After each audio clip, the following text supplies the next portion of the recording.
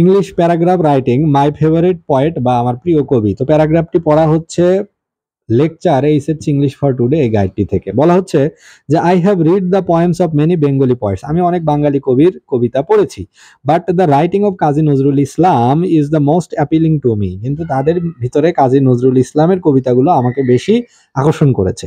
They inspire me with courage, refreshment, conscience, hope and aspiration. Kazi Nazrul ইসলামের কবিতা আমাকে উদ্বুদ্ধ করেছে, সাহস জুগিয়েছে, সতেজতা দিয়েছে, আমার বিবেককে নাড়া দিয়েছে, আশা জাগিয়েছে এবং আকাঙ্ক্ষা দেখিয়েছে।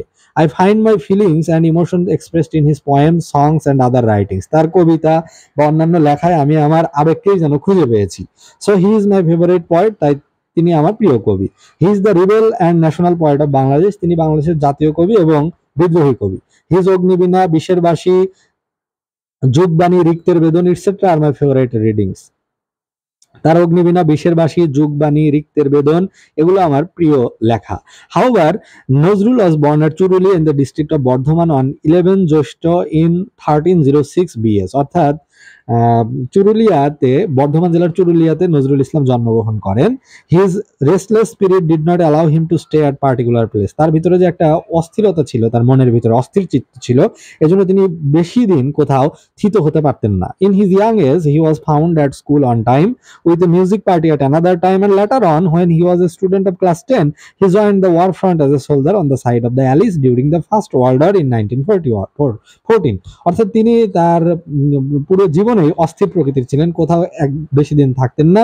এক সময় তাকে স্কুলে দেখা যেত, অন্য সময় দেখা যেত গানের দলে যোগ দিয়েছেন। তো তখন তিনি আবার দশম শ্রেণীর ছাত্র, তখন আবার তিনি সোলজার হিসেবে প্রথম বিশ্বযুদ্ধে যোগ দেন। নাও হি ইজ নো মোর, এখন আর তিনি নেই। He died in Dhaka 29 August 1976 AD। তিনি 1976 সালের 29 আগস্ট বাংলাদেশের ঢাকায় মৃত্যুবরণ করেন। But his writings will remain alive for ever to inspire man to lead an illuminated life. কিন্তু তার যে লেখা, তার কবিতা, সেগুলো মানুষকে আলোকিত করে যাবে যুগের পর যুগ এবং মানুষকে উদ্বুদ্ধ করতে থাকবে। তো এখানে যে প্যারাগ্রাফটি, যে মাই ফেভারিট পয়েট বা আমার প্রিয় কবি, তো এখানে বলা হচ্ছে যে আমি অনেক কবিদের লেখাই পড়েছি, কিন্তু তার ভিতরে কাজী নজরুল ইসলামের কবিতা আমার কাছে বিশেষ ভালো লেগেছে, কারণ তার কবিতা হচ্ছে full of courage, refreshment, conscience, hope and aspiration. এবং আমি তার কবিতা যখন পড়ি তখন মনে হয় আমার আবেগগুলোই যেন তিনি তার হাত দিয়ে প্রকাশ করেছেন।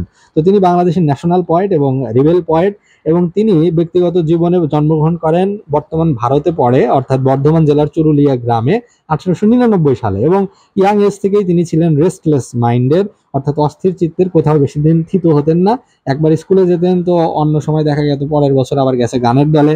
এইভাবে সে যখন দশম শ্রেণীর শিক্ষার্থী, তখন প্রথম বিশ্বযুদ্ধে সে একজন ওয়ার বয় হিসেবে, একজন হাবিলদার হিসেবে বা একজন সৈনিক হিসেবে, সোলজার হিসেবে যুদ্ধে অংশগ্রহণ করে এবং তিনি ঢাকাতে মারা যান 1976 সালের 29 আগস্ট।